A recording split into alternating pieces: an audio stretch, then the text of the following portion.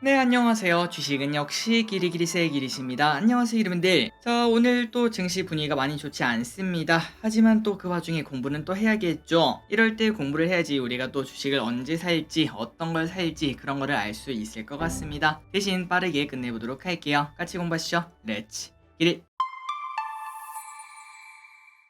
첫 번째입니다. 반도체 관련 이야기를 보도록 하겠습니다. 지금 미국이 신경 쓰는 거는 중국의 반도체 견제입니다. 따라오지 못하게 뿅망치로 때리려고 하는 걸 확인할 수 있죠. 그래서 미국 반도체를 중국으로 보내려고 하지 않은 그러한 노력을 확인할 수 있는데, 하지만 미국이 안 보내는데, 그런데 그 옆에 있는 나라가 그래 그럼 내가 보내줄게 라고 하면은 그 의미가 하나도 없겠죠. 그래서 미국이 우리나라에게 그 부족분을 채울 일 없기를 바란다, 말 그대로 그냥 중국한테 반도체 주지 마라, 이렇게 요청한 걸 확인할 수 있습니다. 그래서 결국 우리가 이런 걸 봤을 때 결국 우리는 또 고래 싸움에 새우등 터질 수밖에 없겠구나 라는 이야기를 해볼 수 있는데요. 미국과 중국 간의 반도체 분쟁 때문에 원하는 대로 할 수 없으니까 오늘 삼성전자와 하이닉스는 이 부분을 걱정하며 하락 출발한 걸 확인할 수 있습니다. 자, 반도체가 이제 바닥을 다지려고 하는 이런 상황에서 똥만 좀 안 뿌렸으면 좋겠는데 앞으로 또 어떤 식으로 흘러갈지 보도록 할게요. 다음입니다. 중국 소식 세 가지를 빠르게 보도록 하겠습니다. 일단 한중 관계가 조금 빠르게 악화되고 있는 것을 우리가 확인할 수 있죠. 그래서 앞으로 사드보다 더 큰 파장이 나올 수 있다, 이렇게 전망하는 사람도 하나둘씩 등장하고 있다고 합니다. 물론 상황이라는 게 언제든지 바뀔 수 있기 때문에 시간이 지나야 확실히 알 수 있겠지만, 일단은 최근 들어 회복된 듯 했던 문화,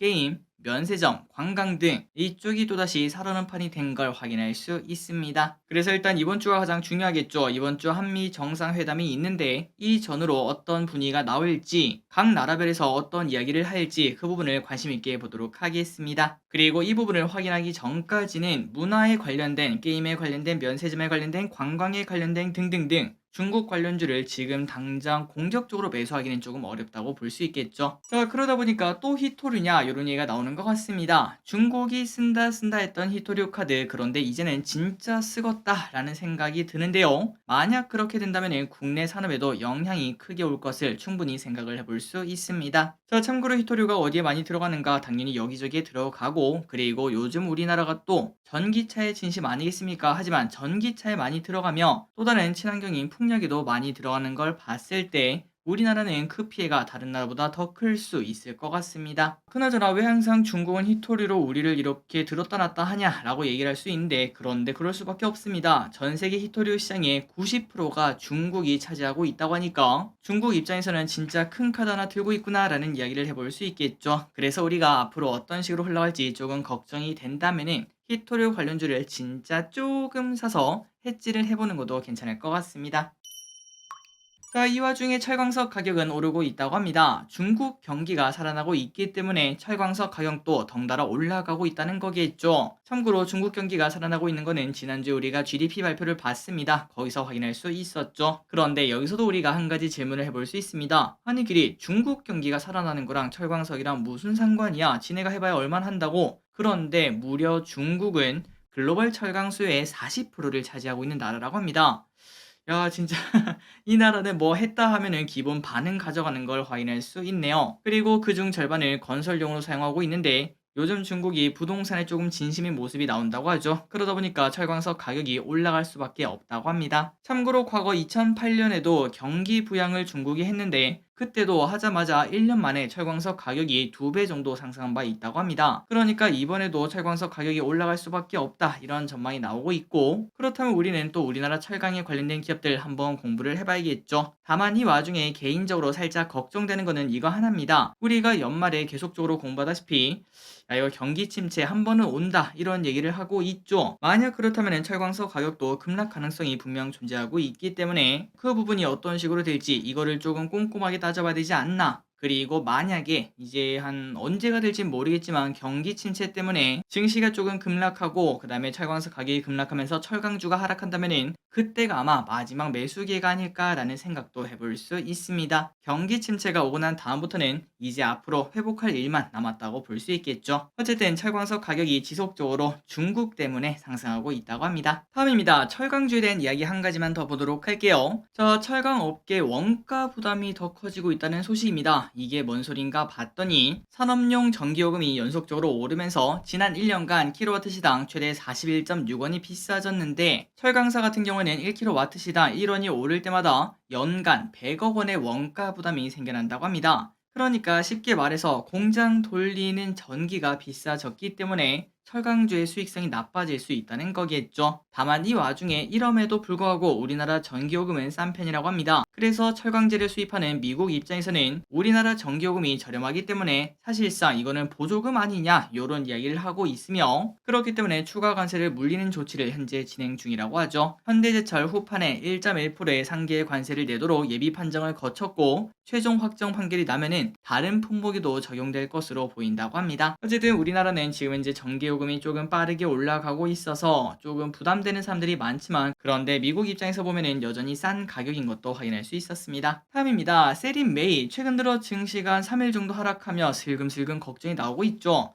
야, 코스피 2,500 깨지는 거 아니냐? 물론 그거는 우리가 지금 예측하기는 많이 어렵지만, 그런데 NH투자증권 입장에서는 지금 현재 빠지면 당연히 매수기회니까 5월달에 조정이 오면 기쁘게 환영하며 매수기회로 사용하자, 이러한 언급을 했습니다. 그리고 단순히 지금 현재 하락한 이유는 세린 메이 이 말 때문에 빠지는 겁니까? 라고 보는 거는 당연히 말도 안 되겠죠. 미국 기준금리에 대한 불안감이 존재하고 있어서 결국은 다음 주에 있을 FOMC 이 전후로는 조금은 변동성이 클 거라는 걸 생각을 해볼 수 있습니다. 그래서 NH투자증권은 주가가 하락했을 때 만약 코스피가 2,400 아래로 간다면은 그때는 용기 내서 매수하자, 이러한 의견을 냈다고 하니까 여러분들도 참고하시고, 저 길이 또 지금 봤을 때 만약에 간다면은 진짜 용기 크게 낼 필요도 있을 것 같습니다. 그리고 그때 사야 되는 건 뭘까? 바로 인터넷, 헬스케어, 반도체 요 세 가지를 각각 꼽았다고 하니까 예전부터 계속 나오는 얘기죠. 2차 전지가 쉬면은 아마도 그 빈자리는 바이오와 반도체가 먹을 것이다, 이런 얘기가 나오고 있는데 실제로 그렇게 될지 계속 보도록 하겠습니다. 다음입니다. 바이오의 훈풍이 지속적으로 나오고 있습니다. 이번 경제사절단에 이재용 회장은 당연히 포함이 되어 있는데요. 그런데 이번에 가는 김에 미국에서 바이오 기대감을 키울 예정이라고 합니다. 이번에 미국에서 모더나, 바이오젠 등과의 교류 등에 나설 것이라는 게 재계의 관측이라고 하며, 그리고 이번 경제사절단에는 처음이라고 하죠. 바이오 헬스 기업이 21곳이나 포함이 되고 있어서 바이오에 대한 기대감이 여전히 살아있다고 합니다. 자, 아까도 말씀드렸다시피 2차전지 다음은 반도체랑 바이오다, 이러한 뷰가 많은데 과연 그 결과는 어떻게 될지 2, 3개월 뒤쯤에 확인해 보도록 하겠습니다. 다음입니다. 전세 포비아 확산 중.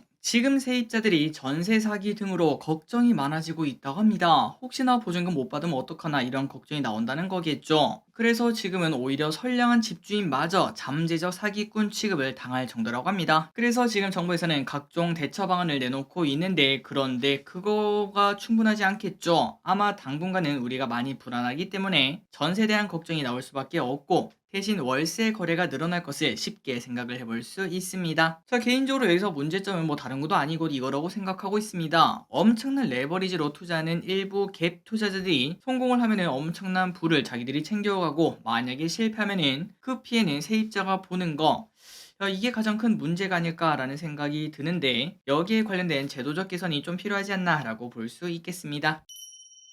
다음입니다. 이거는 좀 듣기 싫은 소식인데 결국 나오는군요. 후쿠시마 오염수 7월 이후 방류. 시간이 흘러가는 거는 어쩔 수 없지만 이거만큼은 안 오길 바랬는데 결국은 후쿠시마 오염수 방류가 올해 중 예상이 된다고 합니다. 그 이유는 오염수 방류 설비 공사가 막바지에 이르렀다, 이런 얘기가 나온다고 하네요. 자, 이걸 보면은 이제 물고기는 어떻게 먹나, 이런 생각이 들 정도인데 아무쪼록 피해가 없길 진심으로 바랍니다. 다음입니다. 오늘의 기업을 보도록 하겠습니다. 넷마블. 자, 넷마블의 회복이 기대가 된다고 한데요. NH투자증권은 올해 기대작이 이끄는 넷마블이 기대가 된다며 목표가 8.1만원으로 상향 조정을 했다고 합니다. 얼마 전에 출시한 모드맵을2는 순위가 현재 나쁘지 않다고 하며 실제 플레이 해보면 퀄리티도 좋다고 하네요. 또한 앞으로 2분기 중에는 그랜드 크로스 W, 신의 탑 새로운 세계, 하반기에는 나 혼자만 레벨업, 아스달 연대기, 제2의 나라, 이러한 게임들이 출시가 될 예정이라고 하니까 그 기대감이 여전히 많이 남아있다고 합니다. 다만 이 와중에 넷마블은 중국판호 노이즈가 조금 나올 수 있겠죠. 지금 중국과의 관계가 좋지 않기 때문에 이런 부분을 생각하며 조금 더 저점 매수를 노리는 그런 전략을 사용해야 될 것 같습니다. 다음입니다. 네오위즈홀딩스라는 기업을 보도록 하겠습니다. 자, 네오위즈홀딩스의 올해 모멘텀은 바로 하반기에 출시되는 피해 거짓 이 게임이라고 볼 수 있겠죠.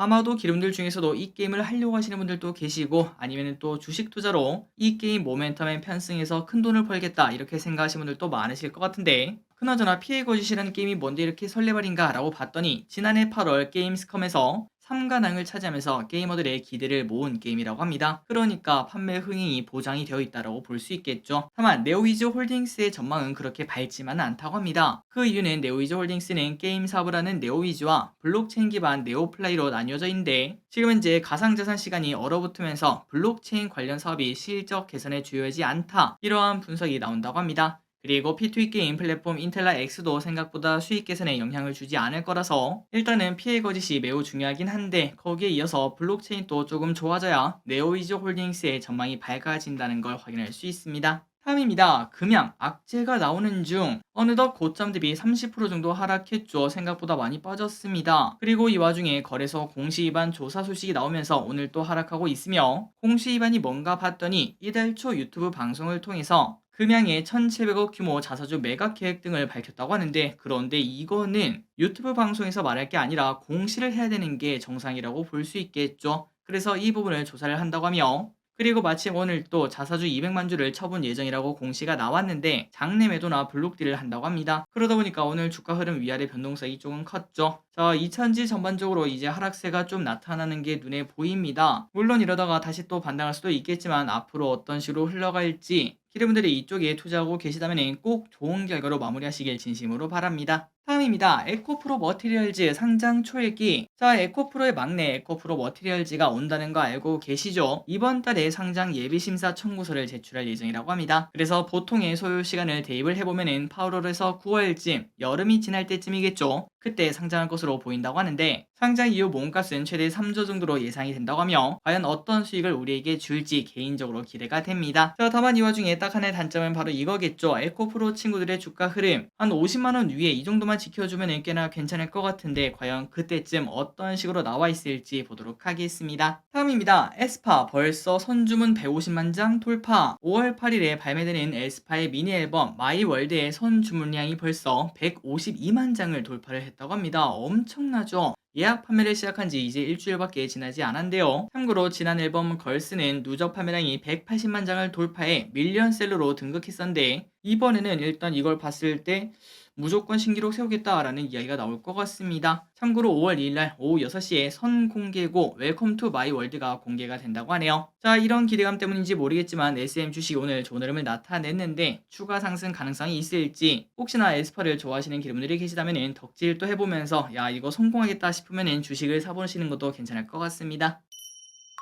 다음 소식입니다. 동유럽 곡물 파동. 주말 사이에 나온 뉴스죠. 폴란드, 헝가리, 불가리아, 슬로바키아, 루마니아 등 동유럽 5개국이 자국 농업 보호를 위해서 우크라 농산물 수입을 막아 유럽 내 곡물 파동 조짐이 현재 보인다고 합니다. 그나저나 우크라 안 그래도 힘든데 이걸 왜 막나? 같은 유럽인데 이걸 왜 막나? 라고 봤더니 러시아 우크라이나 전쟁으로 우크라 곡물의 해상 수출길이 막혔죠. 그러다 보니까 그 곡물 어디로 보낼 수가 없으니까 인접국에 값싸게 과잉 유입이 되었다고 합니다. 그래서 결국 그 인접국들의 곡물가가 폭락한 걸 확인할 수 있다고 하죠. 그래서 결국은 올해는 자국을 지키기 위해서 농산물 수입을 막았다고 합니다. 듣고 나니까 충분히 이해가 되네요. 또한 올해 우크라 밀 생산도 최대 50%까지 급감할 거라고 합니다. 여긴 또 왜 그런가 봤더니 방금 전에 봤다시피 해상에 팔지 못하니까 옆나라에 싸게 팔았다고 하지 않겠습니까? 그러니까 곡물 판매가가 낮았다는 소리고, 그 말인즉슨 농부가 농사를 지을 필요가 없다는 소리입니다. 그러다 보니 이렇게 생산이 많이 준 걸 확인할 수 있다고 하죠. 마침 또 흑해 수출 협정이 5월 18일 만료를 앞두고 있는데 러시아는 더 이상 연장을 하지 않을 분위기라고 합니다. 곡물 파동이 더 심화될지 계속 지켜보도록 하겠습니다. 다음 소식입니다. S바이오메딕스 청약 시작. 미래 에셋에서 주관하는 S바이오메딕스의 청약이 24일부터 25일까지 진행이 된다고 합니다. 참고로 S바이오메딕스는 질환 특이적 세포 치료제 개발에 특화된 기술 경쟁력을 보유하고 있으며 파킨슨병, 척수 손상, 중증 하지 허혈 등 난치성 치료제를 개발 중인 회사라고 합니다. 그리고 이 와중에 보통 이제 바이오 기업들은 경쟁률이 매우 나쁜 게 정상인데 기관 경쟁률이 800대 1이 나왔다고 하죠. 그러다 보니까 기대감이 나오고 있고 공모가는 18,000원에 확정이 되었다고 합니다. 청약하신 기름들 전부 다 좋은 결과 있기를 진심으로 바랍니다. 마지막 소식입니다. 애플 선의 시스템 증착기 허용. 자, 오늘 오후에 갑자기 선의 시스템이 상한가에 쭉 올라가는 걸 확인할 수 있었습니다. 완전 슬럼프라고 말할 수 있었는데요. 그 이유가 뭔가 봤더니 오늘 오후 애플이 LG 디플의 선의 시스템의 IT용 8세대 OLED 증착기를 사용해도 무방하다 이런 얘기를 했다고 합니다. 그러다 보니까 선의 시스템 애플이 허용했다라는 이야기와 함께 쭉 올라간 걸 확인할 수 있었죠. 자, 참고로 선의 시스템의 증착기는 기존 캐논 토키 장비보다 40%가량 저렴해 이를 사용 시 투자 비용을 대폭 줄일 수 있다고 합니다. 그래서 그동안 LG 디플은 선의 시스템과 협력해 개발을 추진해왔고 이번에 사용 승인을 받았다는 거겠죠. 그래서 결국 선의 시스템이 이렇게 상가를 갔는데, 다만 여기서 나오는 걱정은 LG 디플이 얼마나 투자에 나설지는 아직까지는 불확실하기 때문에 여기에 대한 그런 미지수라고 볼 수 있겠죠. 이 부분은 조금 남아있다고 합니다. 어쨌든 선의 시스템과 LG 디플의 오랜만에 호재가 나왔는데 앞으로도 쭉쭉쭉 올라가는 기업이 되었으면 좋겠습니다. 혹시나 주주분들 계시다면 진심으로 축하드려요. 자, 오늘의 공부 여기까지 끝났습니다. 항상 이렇게 같이 공부해서 진심으로 감사합니다. 지금까지 기리셨습니다. 빠이요.